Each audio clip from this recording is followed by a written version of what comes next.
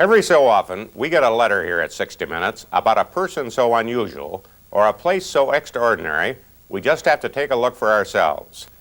Well, tonight, a double header. A doctor like no other you've ever met, and a place like no other you've ever been. Tutwiler, Mississippi, a part of America so impoverished, they call it America's third world. We found Tutwiler in the heart of the Mississippi Delta, the region Congress has declared the poorest place in America. Oh, I know that Jesus in a weary land, in a weary land, in a weary land. Oh, at a simple country church, a church without an organ, a church without central heat for that matter, the children of Tutwiler sing of a weary land. I know that Jesus. The Mississippi Delta could be called that, but the word desperate is probably more like it. Poverty and illiteracy are everywhere. In some places, 50% of black adults are unemployed. There's more malnutrition and disease in some Mississippi counties than in some third world countries. And more babies die before their first birthdays than in Panama or Haiti or Mexico. And what about housing in the Delta? Well, it gives new meaning to the term substandard. In a lot of places, slop jars still substitute for indoor plumbing. It's no wonder that a task force of doctors surveying these parts a few years ago reported, "We found people as close to the brink of survival as one is likely to find in this country." In a lot of ways, the town of Tutwiler is typical of the grinding poverty of the Delta. In at least one way, however, it's very different. You got somebody at home's going to help you take care of the house? Yes, ma'am. Okay. I have 2 grandkids staying. When you're sitting And this is around, the difference. you keep Ann that Brooks, kinda up. Dr. Ann Brooks, the only doctor in Tutwiler. No, ma'am. For the past Shoulder 7 years, this that patch muscle of gets Mississippi straightened out. poverty has been her home, and the Okay, people on the let's brink look inside here. have been her patients. If a person is economically poorly off, they're so busy surviving that health actually doesn't hold a very important place. They're busy trying to eat, trying to find food, possibly trying even to find a place to live. Dr. Brooks sees women who have never had a pap smear or a breast exam, men who can't read the instructions on their prescriptions, 14-year-old girls who are pregnant for the second time, and malnourished babies who are fed nothing but soda pop and potato chips. She sees it all, and it makes her heart ache. I think it makes me want to help. More than that, I think I've stopped being angry. I think I've been able to reach past the anger and look at a person and say, that person is hurting, I'd like to help. If tender, loving care is something Dr. Brooks gives her patients, maybe it's because that's something she got little of when she was young. Her mother was an alcoholic, her father a naval officer who sent her away to a Catholic boarding school, though she wasn't even Catholic. And it was the example of the sisters that led me to believe that really it was good to do something for someone else. So I decided, I think I was about in grade 6, that I would like to be like these ladies. Then I found out that in order to be like these ladies, you had to be a Catholic. Well, my father didn't like that idea at all. He was very much opposed to it. And so it was some years later before I could actually join the church and be baptized. She not only joined the Okay, church, get you feeling better, she all also right? became a Sit nun. up. Can you sit up? That's right, Dr. Ann Brooks is also Sister Ann Brooks. She took her final vows as a nun at age 24, Big breath. just about the same time she was stricken with crippling arthritis. She spent the next 17 years of her life in a wheelchair. And then I met a doctor, John Upledger, an osteopath, who said he could make me pain-free. And I thought, oh, come on, you know, all these years, and he's going to make me pain-free? But he did. And he's the one who encouraged me to go ahead and become a doctor. He's the one I said, now you're crazy, I can't be a doctor. And he said, oh, come on, sure you can. And it turned out that he was right. When Ann Brooks became a doctor at the age of 40, she knew she wanted to work with the poorest of the poor. Does it hurt at all? And I wrote letters to small towns and asked, did they need a doctor? And Tutwiler is the only town that answered. It had been a decade since the last doctor in Tutwiler packed his bags and got out of town. And as Mayor Gary Shepard told us, this is not the kind of town that can do without a doctor. Not for 10 years, not for 10 minutes. He showed us the shanties that the patients of Dr. Brooks call home. The shacks perched on the edge of the Hobson Bayou, where raw sewage is dumped and sometimes overflows. How serious is the problem of flooding in this bayou? Well, it's very serious. It's hard to tell people that live on the bayou that it's not serious when they experience 2 to 3 times a year anywhere from 6 to 8 inches of water in their homes. In a house like this?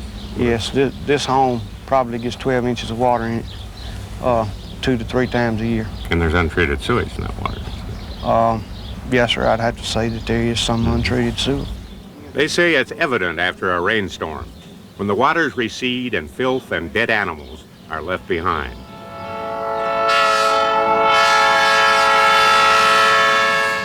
But a few blocks away, in what used to be downtown Tutwiler, little is left behind. A freight train rumbles through, but no longer makes the stop. Just about all the stores are gone. But it wasn't always this way. B.B. Seymour remembers when Tutwiler was different. This was a thriving little town. On Saturday afternoon, my mother-in-law used to love just sit in the truck and watch the people go by. She just enjoyed that so much. As I say, we had 2 theaters, drugstore, and 4 dry goods stores, clothing stores, and 4 grocery stores, barber shop, pool hall. We had it all. Back then, about a dozen trains came through here every day, carrying wealthy Mississippi landowners and the crops that made them wealthy. Even today, the Delta remains a land of great riches. The soil is probably the most fertile in the nation and produces a bounty of cotton, rice, and soybeans. The farms are still called plantations, and their grand homes are monuments to the money that can be made here. But that money has eluded the field hands and sharecroppers who used to work the land. They've been replaced by the giant machines of the agricultural revolution. A lot of the old equipment was left to rust in the field. A lot of people were abandoned too. We've had a couple of doctors come in, and they'd stay maybe a year or 6 months somewhere along there, and they'd pack up and they'd leave. Postmaster Nelson Browning says he's seen doctors come and go, but he's never seen anyone like Dr. Brooks. She goes around and she'll make house calls at night or day in an emergency. I know of 2 lives that she saved that wouldn't have lived and got to the hospital if she hadn't gone to their house and administered first aid to them or help. Most of the patients who come to see Dr. Brooks are covered by Medicare or Medicaid, but that doesn't come close to covering the clinic's yearly budget. The bottom line is we survive on donations. People who have become interested in our work, who will send us something. And we have several people regularly who will send us an office visit fee for someone who can't afford it. We have doctors whose nurses will pack up sample medicine and send it down so that we can give away medicine to people who can't afford it. As far as Dr. Brooks is concerned, it's not enough just to treat the medical needs of a patient, so she's turned this place into something more than a doctor's office. It's become a hub for a variety of social services, private reading lessons, home repair clinics, education for expectant mothers. An outreach that takes care of folks in terms of they can't read the labels on their pill bottles, so we're going to have some literacy classes. This mother doesn't know how to bring up her child, so we'll have the child in daycare teach the mother in parenting classes what growth and development would be for that child, teach her how to take care of a fever, made some videotapes on how to do that for parents to watch when they're here. It has enabled us to have a whole better quality of life for some people. Now you're probably wondering, how does Dr. Brooks do all this single-handedly? Well, the answer is she doesn't. 5 other sisters have followed her to Tutwiler. Among them, Sister Cora Lee, a registered nurse, and Sister Rita, who runs the lab. Morning, Carolyn. And there's Sister Joanne, who keeps an eye on some people living in the outlying areas who can't make it into the clinic. I will receive referrals from the medical department. People who have come for something physical, but in examining them and talking with them, they will be referred to me for other things going on in their lives. Today, Sister Joanne is on her way to see Lee Heron, an elderly farmer living on the outskirts of town who is still grieving over the loss of his wife, Penny May, who died of Alzheimer's last year. Morning, Mr. Heron. Doing pretty good this morning. Doing pretty good? Oh, good to see you. Good to see you. Good to be here. Yeah. Lee Heron remembers the last few months of a 62-year marriage, and Sister Joanne listens. This here, that's my son. That's me. This is my wife. as she grew older, where she got to where that she couldn't do a cooking. She got weaker and seemed to lose her mind. I get her up every morning, bring her food to the bed and feed it to her if it was necessary. And she's an awful nice wife. I miss her.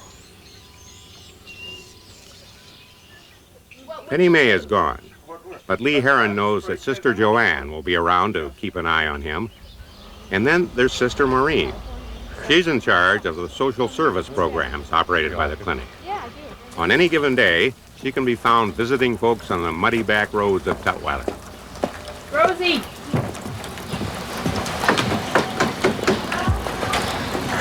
In here? Okay. Or teaching high school equivalency class. One thing. When you take the GED test, you know there's going to be 5 parts. Or working at the Bargain Barn, a clearinghouse for donated food and clothing. Any sheets and towels and pillowcases? Haven't ran up on any yet. Or helping the women of Tutwiler sell their handmade quilts through the mail. About 24 women work in their homes to turn scraps of material into works of art, and they get good prices. Miss Lloyd, how did you learn how to quilt? My mother told me. Some time ago. Yes, sir. That's been a many moons ago. But What's been the best part about the program to make and sell quilts? The money? yes, it was a big help. And it helped me out with my bills and everything, and I really enjoyed doing it. And I thought, if we could possibly get folks in any place around the country to buy these, it could help these women earn a little money. And I think also it just it does a lot for their self-esteem and their pride. And we also have a lot of fun getting together. It isn't that they were troublemakers and you wanted to keep them busy. Yeah, but we wanted to keep them off the streets and in the house. A lot of people say there's been a new spirit in Tutwiler since Dr. Brooks got here. Mayor Shepard showed us some houses that are being renovated with the help of a federal grant. And these folks are trying to raise money to turn this abandoned building into a community and educational center. Now, we've always focused on making it a better place for our children. And so we just need some place in the center of town where everybody can come and feel a part of Tutwiler. In the past, we have sponsored activities such as the Christmas parade, putting up of street signs, annual cleanup days, and that has kind of brought our town together. If you got a song to sing, you better sing it now. I look at the person and I don't look at the disease. So I look at the whole person. You start talking about a whole person, you talk about their water supply, you talk about the roof over their head, their food supply, how they treat their kids, how their kids treat them. When somebody comes in and they've cut their leg and you say, why did you cut your leg? Well, I fell through the porch. The next thing that happens is you start saying, well, what can we do about that porch? You've given a lot. What do you think you've gotten in return? I think what I've gotten in return is over 1,000% job satisfaction.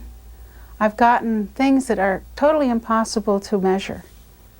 You can't measure love. You can't measure feeling part of the family. I don't have a parent. Both my folks are dead. Don't have brothers and sisters that I know. And to have a family that I sort of walked into and feel welcome, feel part of the place, it's very important. It means a lot to me.